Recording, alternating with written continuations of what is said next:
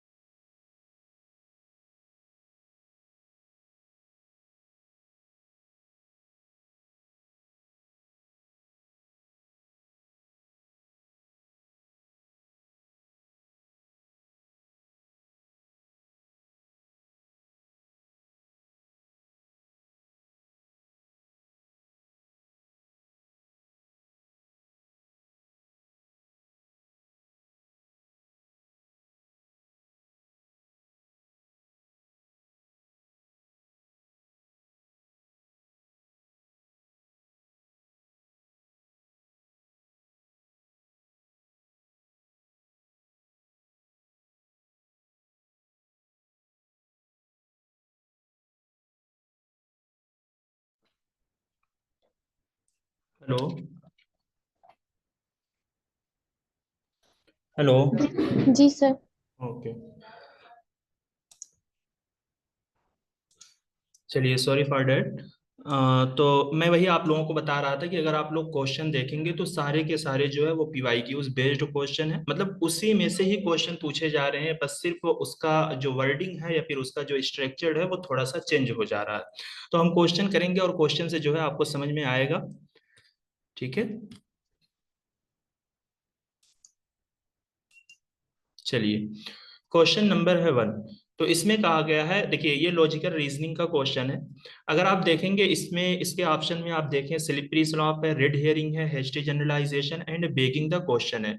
तो ऑप्शन देख के आपको समझ में आ गया कि यानी कोई भी ऐसी नई फेलिसी यहाँ पर नहीं पूछी गई है जो आपको समझ में ना आए। हर फेलिसी के फ्यूचर आपको मालूम है और हर फेलिसी के बारे में आपको मालूम है कि ये फेलिसी क्या होती है। तो आप लोग बताइए इसका सही आंसर है क्या।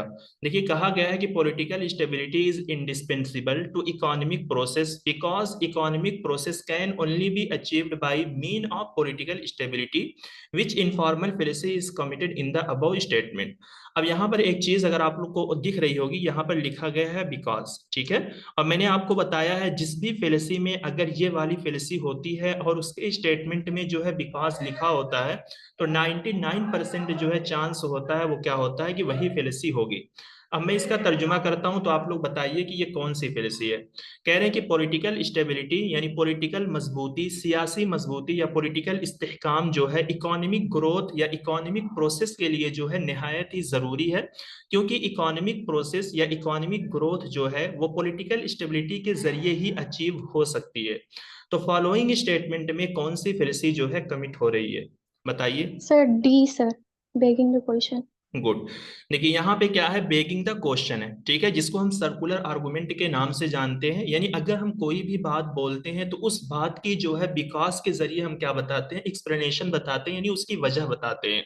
जैसे स्टेटमेंट में कहा गया कि political stability is indispensable to economic process, कि यानी इकोनॉमिक प्रोसेस के लिए जो है पॉलिटिकल स्टेबिलिटी का होना निहायत ही जरूरी है। फिर उसी की वजह बता रहे हैं क्यों जरूरी है, क्योंकि इकोनॉमिक ग्रोथ जो है वो पॉलिटिकल स्टेबिलिटी के जरिए ही अचीव्ड हो सकती है। ठीक, समझ में आ गया क्वेश्चन।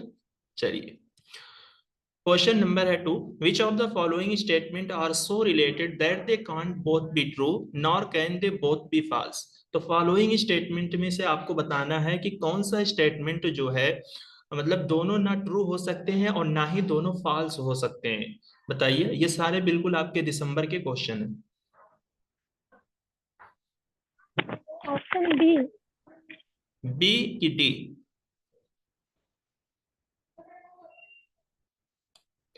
तो ये हो जाएगा आंसर नंबर 2।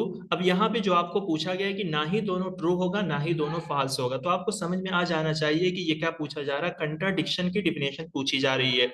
तो लिहाजा आप देखेंगे ऑल एंड सम नॉट की मतलब क्या होती है, आपकी कंट्राडिक्शन होती है, लेकिन ए एंड सी का जो है ऑप्शन आपके क्वेश्चन में नहीं दिया गया है। तो यानी इसकी दूसरी कंट्राडिक्शन जो होती है वो नो एंड सम वाली होती है। तो नो एंड सम वाली एग्जांपल आपकी एक बी वाली हो जाएगी, ठीक है, और इसी तरीके से डी वाली हो जाएगी। तो इस एतबार से option number B is the correct answer. चलिए, क्वेश्चन नंबर है 3। Which of the following statement is logically equivalent to the statement all rectangles are polygons. तो इस स्टेटमेंट में से आपको बताना है कि आर रेक्टेंगल्स आर पॉलीगन का लॉजिकली इक्विवेलेंट कौन सा स्टेटमेंट होगा। जब लॉजिकली पूछा जाता है तो हम तीन चीज में इसको चेक करते हैं, कन्वर्जन, अपवर्जन एंड कंट्रापोजिशन। तो इन बी तीनों, सर। जी क्यों, क्या होगा, D? B B. B, good. हाँ, तो ऑप्शन नंबर 2 है, क्योंकि बी वाला जो है ये है क्या, इसको हम क्या बोलेंगे, अपवर्जन बोलते हैं। अपवर्जन में क्या होता है कि हमारा जो मतलब सब्जेक्ट होता है वो मतलब इसमें जो है सब्जेक्ट और ऑब्जेक्ट जो है आपस में रिवर्स नहीं होते, बल्कि जो आल वाली टर्म होती है वो नो से रिप्लेस हो जाती है, ठीक है, और नो वाली जो है वो आल से हो जाती है, सम वाली सम नॉट से हो जाती है, एंड सम नॉट वाली जो है सम से हो जाती है। और इसका जो वो होता है प्रीडिकेट होता है उसमें कॉम्प्लीमेंट लग जाते हैं, यानी नॉन लग जाते हैं। तो no rectangles are non polygons जो है यही इसका सही आंसर है, यानी यहाँ पर जो है ये अपवर्जन बन रहा है। ठीक, अगर ए को हम देखते हैं, सम रेक्टेंगल्स आर पॉलीगन्स से जो है ये कन्वर्जन भी नहीं है, कुछ भी नहीं है। No non rectangles are non polygons, ये स्टेटमेंट जो है सही तो है, ठीक है, यानी अपनी जगह नो के एतबार से सही, और ये कंट्रापोजिशन है, लेकिन हमें आल वाली पूछी गई है, और डी वाली जो है ये गलत है, ठीक है। आल नॉन पॉलीगन्स आर रेक्टेंगल्स, क्योंकि यहाँ पर अगर ये होता तो नॉन रेक्टेंगल्स होना चाहिए था, तो इस वजह से ऑप्शन नंबर बी इसका सही आंसर होगा। चलिए, क्वेश्चन नंबर है 4। अब देखिए ये अभी जो हमने क्वेश्चन किया था जून वाला, उसमें ये सारी एग्जांपल जो है कितनी मर्तबा जो है आ चुकी है, और मैंने आपको बोला है कि आप इन सारी एग्जांपल को रट लीजिए। अब उसी एग्जांपल को उठा के जो है इन्होंने स्टेटमेंट 1 एंड स्टेटमेंट 2 करके जो है ये क्वेश्चन पूछ लिया गया है। The proposition the hill has fire because it is knowable commit the fallacy of irregular middle. कह रहे हैं कि एक प्रोपोजिशन है। क्या है प्रोपोजिशन? हिल पे आग है क्योंकि ये नोएबल है। तो कह रहे हैं कि ये इरेगुलर मिडल की एक फेलेसी है। ठीक। सेकंड में कहा गया है sound is eternal because it is Audible commit the fallacy of irregular middle. कह रहे हैं कि ये प्रोपोजिशन जो है ये भी इरेगुलर मिडल की एक फेलेसी है। तो क्या दोनों स्टेटमेंट जो है इरेगुलर मिडल की फेलेसी हैं?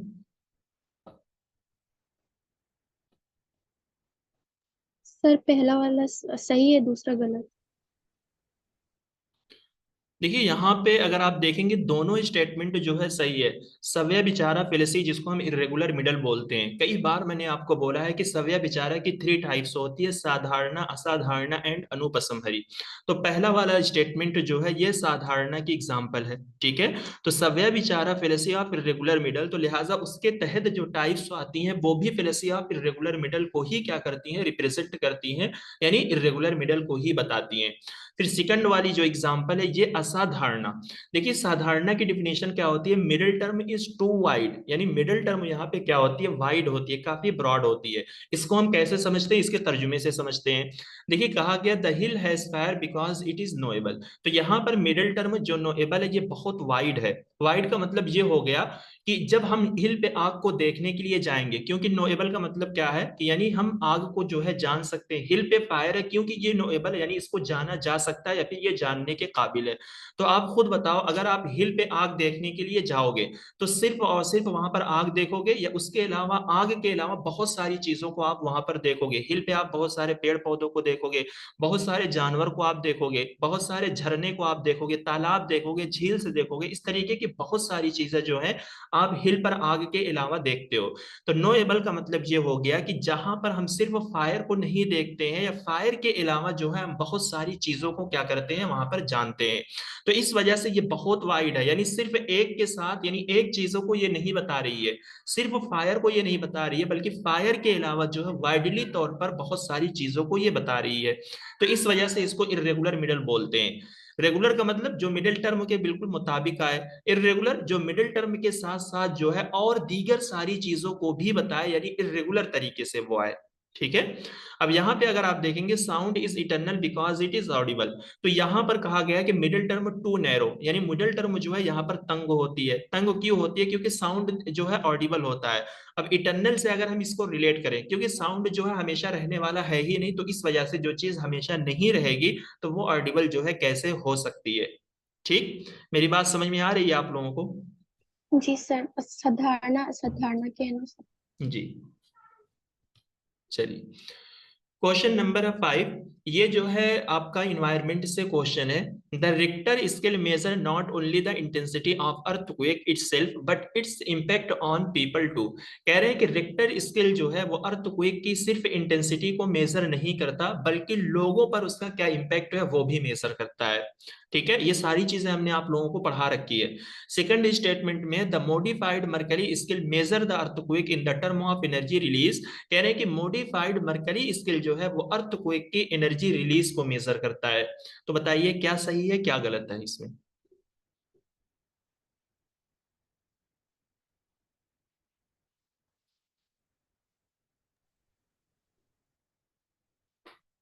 पहला वाला तो गलत है ना? ठीक, तो ऑप्शन डी होगा इसमें। देख लेते हैं। नहीं, देखिए ये ऑप्शन सी। बोथ स्टेटमेंट जो है ये गलत है, क्योंकि दोनों अपोजिट वे में लिखे गए हैं।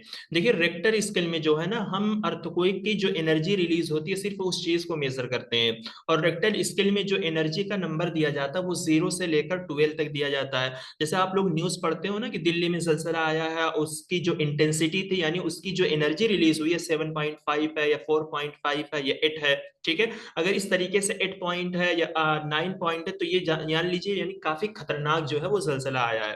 बाकी रिक्टर स्केल में जो है, मॉडिफाई मरकरी स्केल में जो है, हम ये देखते हैं कि उस जलजले के आने की वजह से लोगों पर क्या इम्पैक्ट पड़ा है, यानी कितने लोग तबाह हुए हैं, कितने लोगों के घर जो है खराब हो गए। ये सारी चीजें जो हम तबाही को देखते हैं, लोगों पर इम्पैक्ट देखते हैं अर्थक्वेक का, उसको किस चीज से मेजर किया जाता है? मॉडिफाइड मरकरी स्केल के जरिए।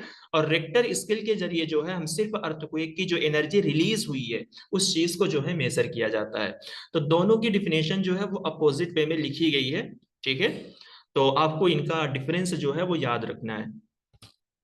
चलिए, क्वेश्चन नंबर है 6, environmental communication includes human representation of nature.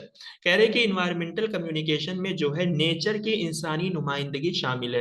यानी कहना यह चाह रहे हैं कि इन्वायरमेंट में जो कम्युनिकेशन होता है उसकी नुमाइंदगी कौन करते हैं? ह्यूमन करते हैं। सिंपल सी बात है। इन्वायरमेंटल कम्युनिकेशन मीन्स ये हो गया कि जहां पर आप इन्वायरमेंटल के अवेयरनेस की बात करते हो, इन्वायरमेंटल को प्रोटेक्ट करने की बात करते हो, इन्वायरमेंट को मतलब डिग्रेड होने से बचाने की आप बात करते हो, तो ये सारी चीजें जो है कौन करता है? ह्यूमन करता है। सेकंड में कहा गया है कि for the purpose of promoting environmental communication only main stream conventional media should be employed. कह रहे हैं कि इन्वायरमेंटल कम्युनिकेशन को प्रमोट करने के पर्पस के लिए जो है सिर्फ कन्वेंशनल मीडिया को ही यूज किया जाना चाहिए।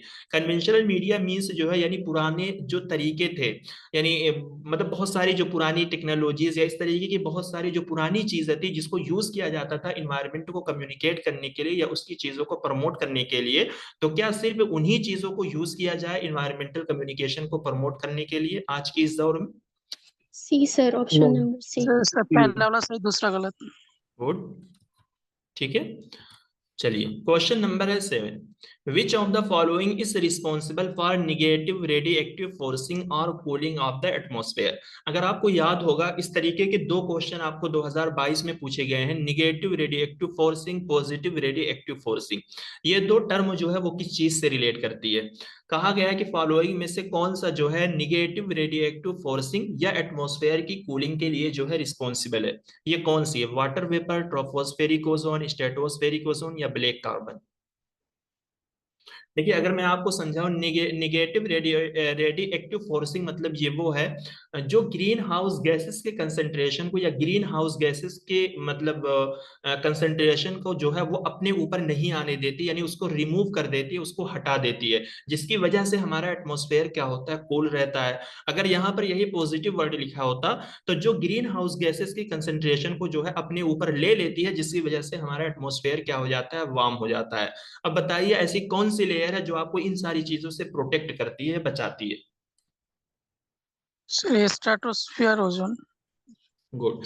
देखिए, स्ट्रेटोस्फेरिक ओजोन में क्या होता है कि जो सूरज की हार्मफुल अल्ट्रा वायलेट रेडिएशन होती है, ठीक है, उसमें से जो हमारी गलत शुआएं निकलती है, यानी जो हार्मफुल शुआएं या जो रेडिएशन निकलती है, उसको ये स्ट्रेटोस्फेरिक ओजोन क्या करती है? रिमूव कर देती है। निगेटिव मीन्स यानी उसको अपने ऊपर नहीं लेती, यानी उस चीज से वो हमें क्या करती है? प्रोटेक्ट करती है।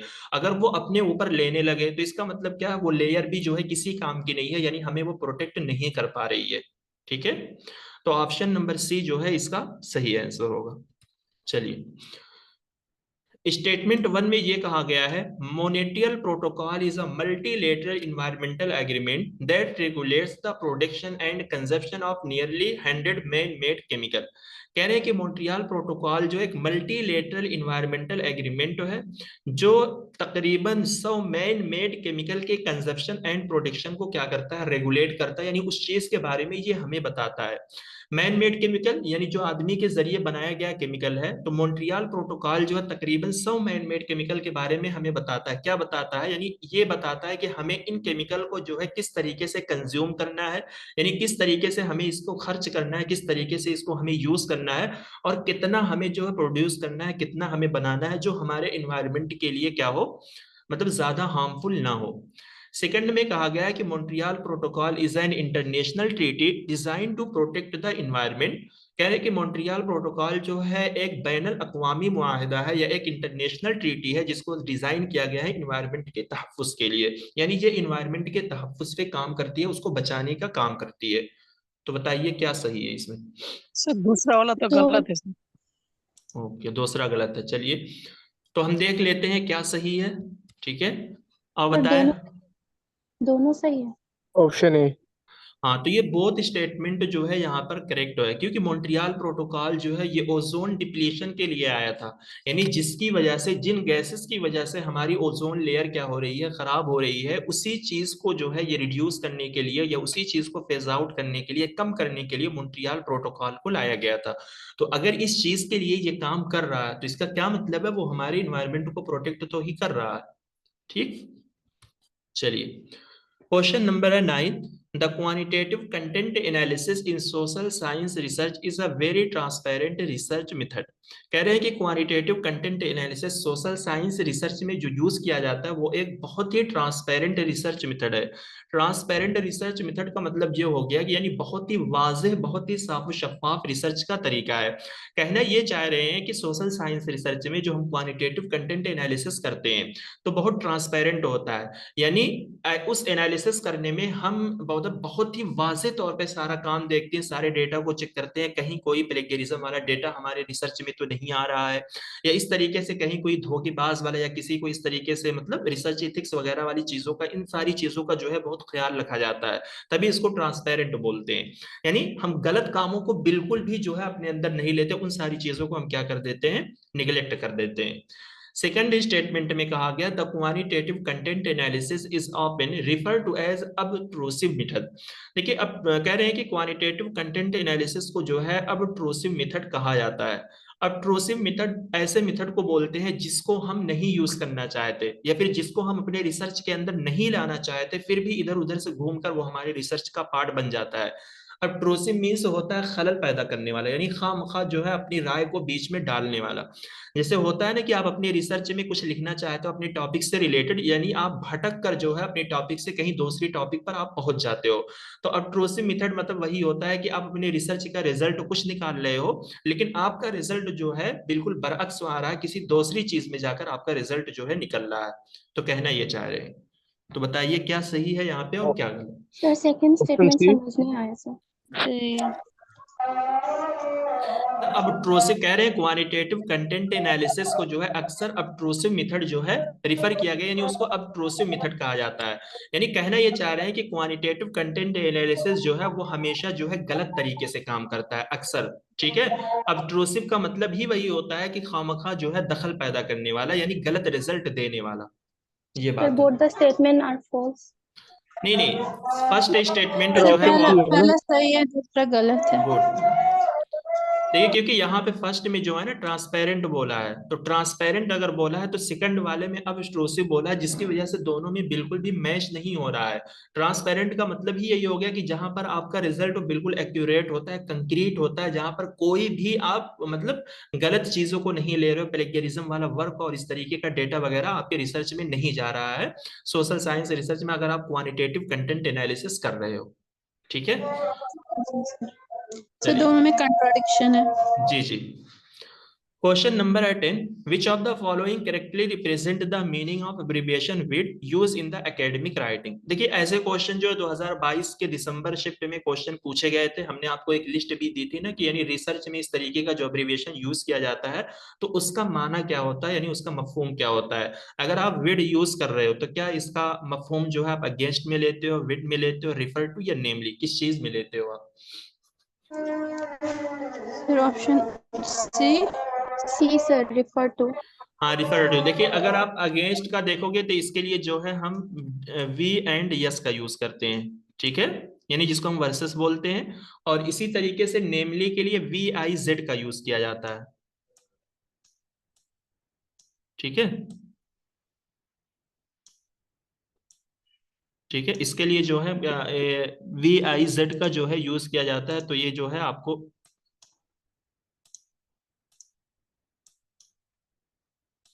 ये आपको याद रहे। बाकी इसके अलावा जो है बहुत सारे जो है एब्रिविएशन जो है आपको दिए गए हैं, तो इस क्वेश्चन के तहत ही जो है कम से कम आप याद रख लीजिए इन चीजों को। क्वेश्चन नंबर है 11। In the context of a published research article DOI stand for.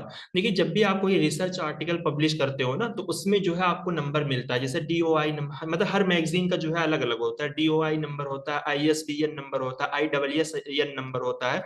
तो ये क्या होते हैं, जैसे अगर मैंने आपसे पूछा कि आपने अपना रिसर्च आर्टिकल जो है आपने पब्लिश किया है तो उसका क्या सबूत है, तो आप हमें क्या सबूत दोगे। तो वो जो है ISBN नंबर जो होता है वही उस मैगजीन का सबूत होता है, जिसके तहत जो है आपके आर्टिकल को क्या किया जा सकता है, चेक किया जा सकता है। तो DOI का फुल फॉर्म पूछा जा रहा है।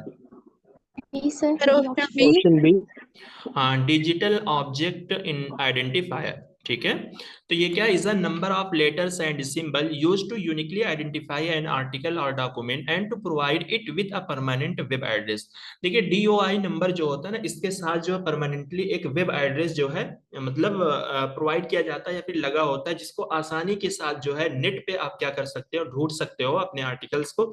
DOI नंबर के साथ ये URL होता है जिस वेबसाइट की मदद से आप डायरेक्टली वहां पे पहुंच सकते हो। चलिए question number 12, identify the software that would be useful for the statistical analysis of data gather in a research study. देखिए अब ये पूरा डिट्टो जो है PYQs बेस्ड क्वेश्चन है, बस इसमें सिर्फ जो है ऑप्शन नंबर बी को जो है सिर्फ दूसरा कर दिया गया है, यानी दूसरे वर्ड यहाँ पे यूज किए गए हैं, बाकी ऐसा क्वेश्चन जो है आपके 22 में पूछे जा चुके हैं। तो स्टैटिकल एनालिसिस के लिए फॉलोइंग में से आपको बताना है, अगर आपने अपने रिसर्च स्टडी में कुछ डेटा गैदर कर रखा है और उसमें का आप मतलब क्या करना चाह रहे हो, स्टैटिकल एनालिसिस करना चाह रहे हो, तो कौन सा सॉफ्टवेयर जो है यूजफुल होगा। SPSS, जिसको हम statistical package for social science, इसका फुल फॉर्म भी पूछा गया है, या इट, हिंटिकेट, मिनीटैब या आर। स्टैटिकल पैकेज मींस यानी क्वांटिटेटिव रिसर्च के लिए अगर यूज कर रहे हो आप, तो कौन सा सॉफ्टवेयर यूज करोगे। Sir ABC। देखिए यहाँ पे होगा A, C and D। B वाला जो है ये मतलब ये कोई भी डेटा एनालिसिस सॉफ्टवेयर नहीं, बल्कि ये प्लेगरिज्म डिटेक्शन सॉफ्टवेयर है, यानी प्लेगरिज्म को चेक करने वाला सॉफ्टवेयर है। तो इस चीज को जो है आप अपने नॉलेज में रखिए, ऐसे ही ऑप्शन को कहीं पर और किसी भी क्वेश्चन में बीच में डालकर जो है आपको कंफ्यूज किया जा सकता है। ठीक है, चलिए क्वेश्चन नंबर है 13, ये कम्युनिकेशन से क्वेश्चन है। स्टेटमेंट 1 में है communication is a social process in which people use symbol interpret meaning in their own environment. कह रहे कम्युनिकेशन जो है एक सोशल प्रोसेस है जिसमें लोग जो है सिंबल को यूज करते हैं अपने खुद के इन्वायरमेंट में मीनिंग को इंटरप्रेट करने के लिए, या अपने खुद के इन्वायरमेंट में मीनिंग को वाज़ेह करने के लिए, तशरीह करने के लिए लोग क्या करते हैं, सिंबल का यूज करते हैं। सेकेंड स्टेटमेंट में कहा गया है people and their interaction are not part of the communication process because communication can not be social. कह रहे हैं कि लोग और उनका इंटरेक्शन जो है वो कम्युनिकेशन प्रोसेस का पार्ट नहीं है, क्योंकि कम्युनिकेशन जो है सोशल नहीं हो सकता। C option option number sir. C sir. पहला सही दूसरा गलत। गुड, क्योंकि काफी आसान सा क्वेश्चन है और काफी क्लियरली जो है यहाँ पे चीजों को एकदम लिखा गया है। ठीक है, चलिए question number 14, communication can not reflect the cultural conduct of people. कह रहे हैं कम्युनिकेशन जो है वो लोगों के कल्चरल वैल्यूज को या लोगों के कल्चरल कंडक्ट को जो है रिफ्लेक्ट नहीं करता, या क्या कम्युनिकेशन की वजह से हम लोगों के कल्चर को मतलब नहीं जान पा रहे हैं, नहीं जान पाते हैं, वही तो कहना चाह रहे हैं कि कम्युनिकेशन लोगों के कल्चरल कंडक्ट को जाहिर नहीं करता है। सेकंड में कहा गया communication is a practice integral to the formation of social life. कह रहे कम्युनिकेशन जो है इज अ प्रैक्टिस, ठीक है, एक प्रैक्टिस है सोशल लाइफ को फॉर्मेट करने के लिए, सोशल लाइफ को बनाने के लिए जो है कम्युनिकेशन जो है एक लाजमी अमल है। इंटीग्रल प्रैक्टिस मींस यानी लाजमी अमल। अगर हमें अपनी सोशल जिंदगी को जो है फॉर्मेट करना है, बनाना है, तो कम्युनिकेशन जो है उसके लिए जरूरी है। Sir D sir D option. Option दूसरा डी सही है, पहला गलत है। ऑप्शन डी हाँ ऑप्शन सर। हाँ ठीक है, तो ऑप्शन नंबर डी जो है इसका सही आंसर होगा, क्योंकि कम्युनिकेशन के जरिए जो है हमेशा हमें लोगों के कल्चर के बारे में जो है पता चलता है। अगर हम लोगों से कम्युनिकेट करते हैं तो हमें उनकी जुबान से या उनकी लैंग्वेज से, उनके हाव भाव से जो है पहचान लेते हैं कि ये बंदा किस कल्चर का, या इसकी जुबान क्या है, कौन सी जुबान को जो है ये यूज कर रहा है, या उसके साइन सिंबल को जो है यानी उसकी जो पहनावट है, ठीक है, जिसे अपेयरेंस बोलते हैं नॉन वर्बल कम्युनिकेशन में। तो उन सारी चीजों को देखकर जो हम समझ जाते हैं कि ये हिंदू है कि मुस्लिम है, नॉन मुस्लिम है, सिख है कि ईसाई है, क्या है, ये दीगर सारी चीजें आती हैं। Question number 15, which of integral to का मीनिंग क्या होगा। इंटीग्रल मींस लाजमी, यानी अगर आपको सोशल लाइफ को फॉर्मेट करना बनाना है तो कम्युनिकेशन जो है एक जरूरी अमल है, यानी कम्युनिकेशन के बगैर आप नहीं बना सकते। ओके। चलिए question number 15, which of the following statement are true in respect of communication. Communication के सिलसिले में आपको बताना है कौन सा स्टेटमेंट जो है ट्रू है। ए में कहा गया है communicated means are always ambiguous. यहाँ पे एक वर्ड यूज किया गया है ऑलवेज। कह रहे हैं कम्युनिकेशन की मीनिंग जो है वो हमेशा मुबहम वाली होती है, यानी हमेशा उसके अंदर अनक्लैरिटी होती है, क्लैरिटी नहीं होती। बी में कहा गया कि वर्ड और सिंबल फॉर कंसेप्ट, कह रहे हैं कि वर्ड ही जो है साइंस सिंबल होते हैं कंसेप्ट को क्लियर करने के लिए। लेबल्स में भी एम्बिगुअस, कह रहे हैं कि लेबल्स जो है वो एम्बिगुअस हो सकते हैं, यानी मुबहम हो सकते हैं। लेबल मींस यहाँ पर मतलब आप कोई भी चीज ले सकते हो, कोई भी साइंस सिंबल ले सकते हो, कोई भी ऐसी बात ले सकते हो, कोई भी ऐसा वर्ड ले सकते हो, ठीक है, कुछ भी आप ले सकते हो यहाँ पे। फिर कहा गया कि symbol are usually understood within a group, यानी कि सिंबल जो है आमतौर पर जो है ग्रुप के अंदर ही समझा जाता है। फिर ई में कहा गया कि sharing of meaning is not possible in communication, क्या कम्युनिकेशन के अंदर जो है मीनिंग को शेयर करना मुमकिन नहीं है? C sir option sir. B C D sir sir B B C C D. D. Option. हाँ, तो ऑप्शन नंबर जो है बी सी एंड डी। अब देखिए ये सारे क्वेश्चन जो है आपके दिसंबर के आए हुए हैं, ठीक है, तो काफी अच्छा क्वेश्चन है। इंशाल्लाह इस बार भी सारे क्वेश्चन जो है अच्छे आएंगे, बस आप लोग जो है थोड़ा सा एडिशनली मेहनत कर लीजिए, अपने कंसेप्ट को जो है अपनी रिवीजन को मजबूत बना लीजिए, तो आपका जो है इंशाल्लाह हो जाएगा इस बार, कोई दिक्कत नहीं है। क्वेश्चन नंबर है 16। स्टेटमेंट 1 में कहा गया due to technical developments communication has become mass communication, कह रहे हैं कि टेक्नोलॉजिकल डेवलपमेंट की वजह से कम्युनिकेशन जो है मास कम्युनिकेशन हो गया है, यानी जैसे जैसे टेक्नोलॉजी जो है बढ़ती गई है वैसे वैसे कम्युनिकेशन जो है बड़े पैमाने पे क्या हो गया, बढ़ता गया है, कहना तो यही चाह रहे हैं। सेकंड में कहा गया कि with the arrival of satellite and computer communication has become more efficient and complex then ever before, कह रहे हैं कि सैटेलाइट एंड कंप्यूटर के आने से कम्युनिकेशन जो है बहुत इफिशियंस हो गया है और पहले से बहुत कम्प्लेक्स हो गया है, यानी बहुत पेचीदा हो गया है। तो बताइए क्या सही है क्या सर गलत? दोनों सही है। तो दोनों सही है। दोनों सही है sir.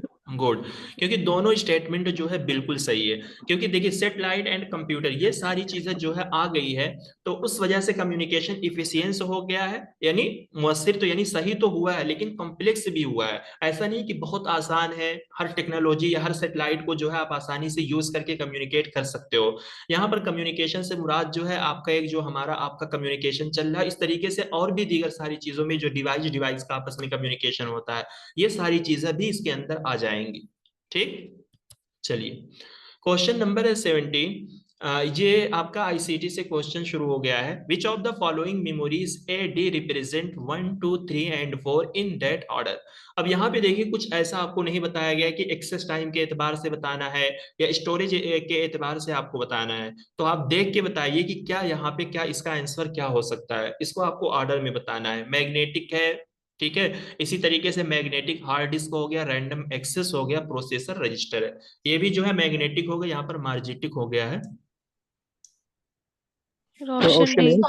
First option. Sir option B होगा।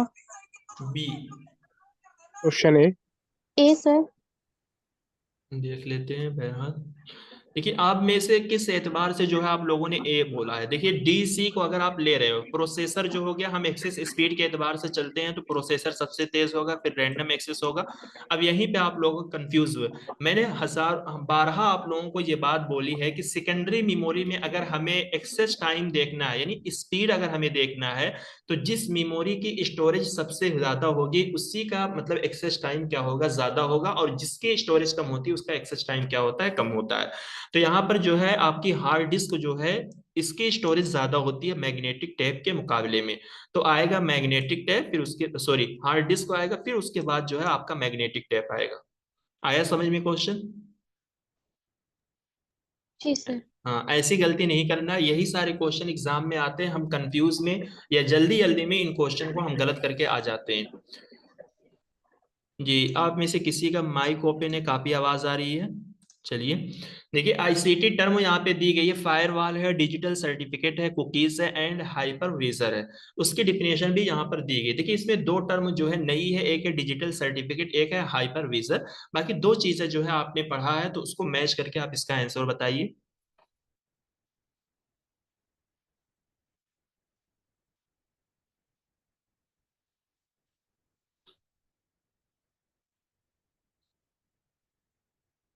Sir option 3।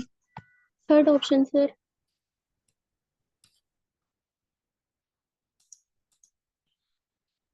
ठीक है, तो आंसर यानी ऑप्शन नंबर 3 जो है यही इसका सही है। देखिए फायरवॉल का मतलब क्या होता है, आग की दीवार, है ना। तो ये आग की दीवार जो सर। है किनके दरमियान काम करती है?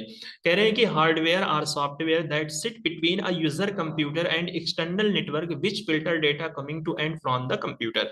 तो इसमें हमने आपको बताया है कि आप अपने कंप्यूटर में जो भी नेटवर्क को यूज कर रहे हो ना, यानी आपके कंप्यूटर के दरमियान जो है ये आग की दीवार बन के खड़ा होता है, ताकि कोई बाहर वाला एक्सटर्नल नेटवर्क जो है आपके कंप्यूटर में या आपके नेटवर्क में जो है ना आ पाए। यानी बाहर से कोई भी डेटा आता है वो उस डेटा को फिल्टर करता है, उसको चेक करता है, ठीक है, यानी अगर वो ऑथेंटिक होता है तो वो आपके कंप्यूटर में भेज देता है, वरना अगर कुछ हैकर या इस तरीके की दीगर सारे डेटा वाली मतलब ये चीजें होती है तो उसको ये क्या करता है, जलाकर राख कर देता है, यानी उसको वहीं से आने नहीं देता आपके कंप्यूटर में। अब यहाँ पे हम देखेंगे डिजिटल सर्टिफिकेट। देखिए इसकी डिफिनेशन जो है थोड़ा सा अलग तौर पे यहाँ पे दी गई है, बट यहाँ पे जो हमें समझना है contain a public key and private की। लेकिन यहाँ पर डिजिटल सर्टिफिकेट से अगर आप समझो, जिस तरीके से आपकी अपनी सर्टिफिकेट होती है, मास्टर की होगी, आपके पास बैचलर की होगी, वो क्या सर्टिफिकेट है। जैसे मान लीजिए अगर मैं ऑनलाइन किसी ऑर्गेनाइजेशन में काम कर रहा हूँ या फिर ऑनलाइन मैं कोई भी जॉब कर रहा हूँ, ठीक है, तो मतलब या ऑनलाइन में पढ़ाई कर रहा हूं, तो मैं मुझे अगर किसी को बताना है कि मैंने इस ऑर्गेनाइजेशन से मैंने पढ़ाई की है, ठीक है, तो लोग मानेंगे नहीं, तो उसके लिए जो है हमें सर्टिफिकेट की जरूरत पड़ेगी। तो वो जो ऑनलाइन हमने पढ़ा है और ऑनलाइन हमें जो सर्टिफिकेट मिल रही है उसी को हम डिजिटल सर्टिफिकेट बोलते हैं, ठीक है।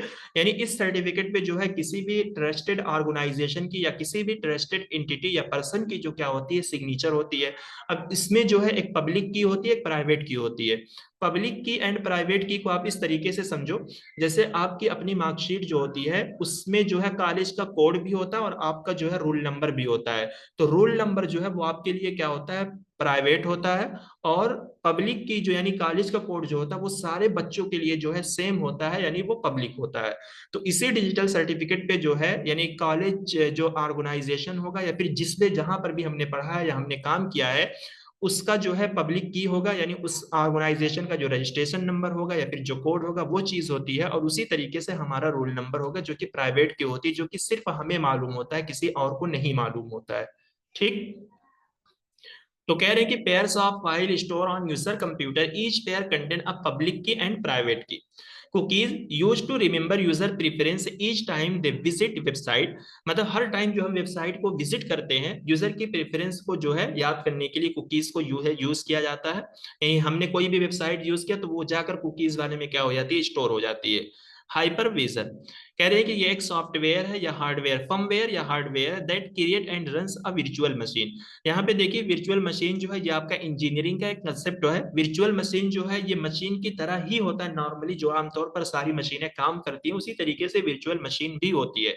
तो ये हाइपरवाइजर जो होता है ये इसी वर्चुअल मशीन को बनाता है, वर्चुअल मशीन को चलाता है, एंड वर्चुअल मशीन को जो है मैनेज करने का काम कौन करता है, हाइपरवाइजर होता है। तो इस क्वेश्चन के अकॉर्डिंगली जो है इनकी डिफिनेशन को जो है आप याद रख लीजिए। बाकी ये तो आपका एक इंजीनियरिंग का कंसेप्ट है, ठीक है। तो मेरे ख्याल से इतना ज्यादा जो है आपसे नहीं पूछा जाएगा, क्योंकि यही चीजें जो है आपको सिर्फ ऊपर से पूछी गई है, इसके अंदर से जो है नहीं पूछी जा सकती, ठीक। तो ऑप्शन नंबर 3 जो है ये इसका सही आंसर है।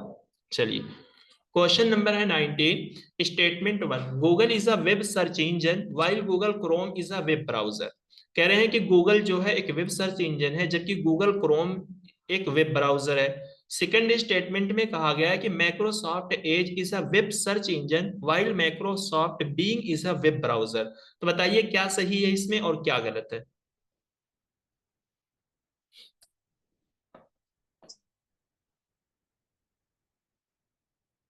सर पहला वाला सर पहला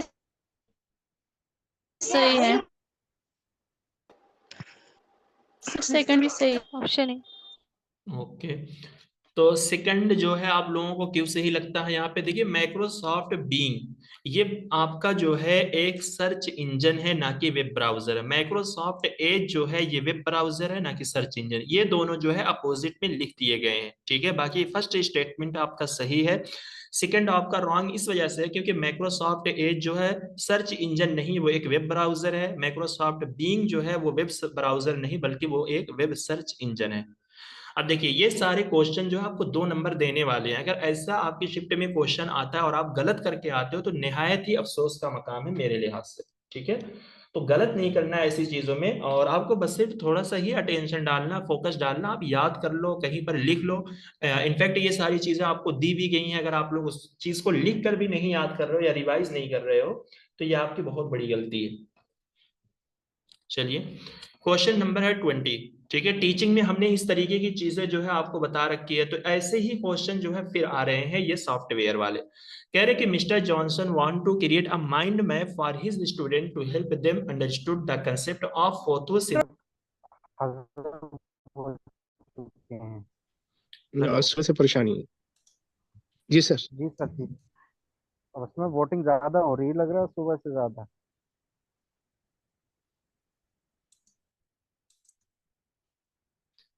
जी बताइए, स्क्रीन विजिबल आप लोगों को? जी सर। ठीक है, तो इस क्वेश्चन का आंसर कीजिए। जहां पे देखिए कीवर्ड है माइंड मैप।